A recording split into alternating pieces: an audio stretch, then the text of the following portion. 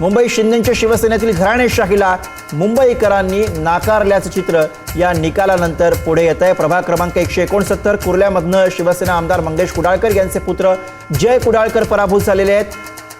ठाकरेंच्या शिवसेनेच्या प्रवीणा मोरजकर या ठिकाणी विजयी झालेल्या आहेत। त्यामुळे आणखी एक आमदार पुत्राला या ठिकाणी धक्का आपल्याला मुंबईमध्ये पाहायला मिळतोय। याआधी खासदार पुत्र खासदारांच्या कन्या या पराभूत झालेल्या होत्या। वायकरांना या पराभवाच्या माध्यमातून मोठा धक्का बसलेला होता, तिकडे सरवणकरांना धक्का बसलेला आणि आता घराणेशाही एकूणच मोडीत निघलेली पाहायला मिळते। नागपूरमध्ये दृश्य आपण बघतोय। नागपूर महापालिकेमध्ये भाजप सलग चौथ्यांदा सत्तेत आलेली आहे।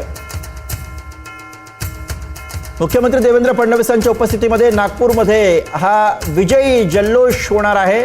नागपूरमध्ये भारतीय जनता पक्षाला मोठं यश मिळालेलं आहे आणि त्यानंतरचा सगळा हा विजयोत्सव आपण पाहतो आहोत नागपुरातनं।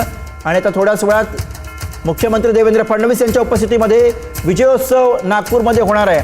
तर नितेश राणे यांनी उद्धव ठाकरे यांच्यावर टीका केली आहे। उद्धवजी आणि पेंगविलला या ठिकाणी उद्देशून नितेश राणे यांची कॉमेंट। नितेश राणेंनी पुन्हा एकदा ठाकरे कुटुंबाला डिवचलेलं आहे।